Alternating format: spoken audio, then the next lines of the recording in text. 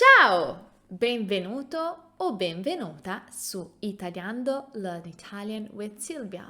Io sono Silvia e oggi vediamo assieme alcuni dei modi di dire legati al credo, alla religione, al Papa.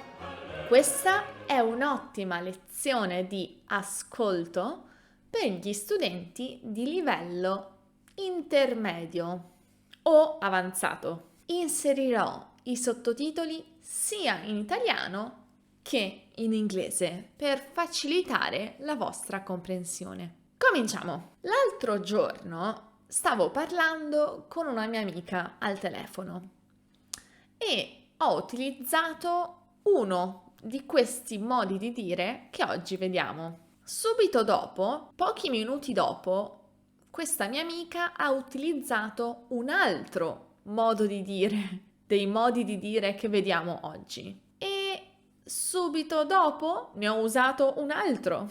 Ci siamo rese conto di quanto siano comuni e popolari questi modi di dire legati alla religione, al credo, al Papa. Quindi ho pensato di dedicarci un video. Il modo di dire numero 1 è: morto un papa, se ne fa un altro. Significa che nessuno è insostituibile. Come si dice, siamo tutti necessari, ma non indispensabili. Cosa significa? Quando muore un papa, si elegge un altro papa. Perfino una persona importante come il papa, con un ruolo così importante, può essere sostituita. Nessuno di noi, quindi, è insostituibile. Ad esempio, immaginiamo due amiche che parlano. Giovanni mi ha lasciata, la mia vita è finita, non so cosa farò. Ma sei seria? Ma stai tranquilla, morto un papa se ne fa un altro. Vedrai che ne trovi presto un altro. Modo di dire numero 2. Ogni morte di papa o ogni morte del papa. Significa molto raramente, di rado, sporadicamente. Questa espressione sottolinea l'infrequenza temporale di un evento, qualcosa che non succede spesso. Infatti, la morte del Papa solitamente è un evento che si verifica a cadenze temporali molto dilatate. La morte di un Papa non avviene tutti i giorni, diciamo, ma raramente. Vediamo un esempio di utilizzo di questa espressione. Ma vedi ancora Matteo? Purtroppo no. Da quando si è trasferito non lo vedo più. Lo vedo ogni morte del Papa.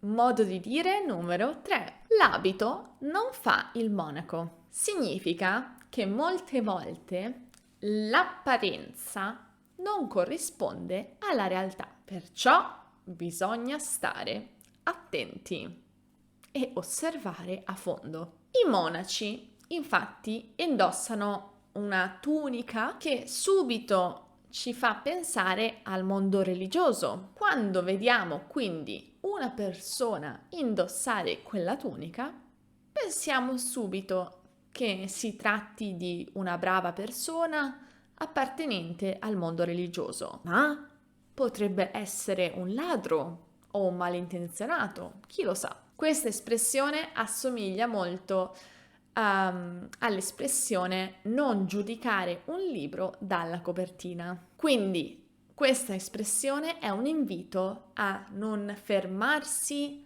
all'apparenza fisica o superficiale, ma cercare di conoscere a fondo una persona. Ad esempio, il mio nuovo capo è una persona per bene, è sempre elegante, raffinato, ha una bellissima macchina. Ma Silvia, l'abito non fa il monaco, chissà cosa fa nella sua vita privata. Numero 4. Parli del diavolo e... Oppure, più completa, parli del diavolo e spuntano le corna. Si utilizza quando stiamo parlando di qualcuno e questa persona appare improvvisamente. Ad esempio, io e una mia amica stiamo parlando di Giovanni. Giovanni improvvisamente appare dalla porta e noi diremo: "Ah, parli del diavolo?" Giovanni allora saprà che noi stavamo parlando di lui e dirà: "Parlavate di me?" Numero 5. Da che pulpito, o più completa, da che pulpito viene la predica? Innanzitutto dobbiamo capire che cos'è un pulpito e che cos'è una predica. La predica è il discorso tenuto in chiesa dal prete per l'istruzione dei fedeli, quindi per insegnare una lezione ai fedeli. Il pulpito è quell'elemento architettonico nella chiesa dove il prete saliva o sale in alcuni casi per fare la predica, per fare il suo discorso. È un elemento architettonico sopraelevato, in modo che il prete si trovi sopra ai fedeli. Si utilizza nei confronti di chi rimprovera ad altri i suoi stessi difetti, che non si rende conto di avere o che non ammette di avere. Ad esempio, se io fumo e rimprovero una persona che fuma dicendo "ma non fumare, ti fa male", è un po' ipocrita, no? Quindi quella persona mi dirà: "Ma da che pulpito? Proprio tu che fumi mi dici di non fumare?" Vediamo un altro esempio.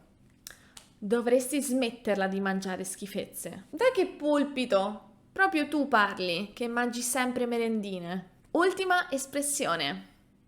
Papale papale.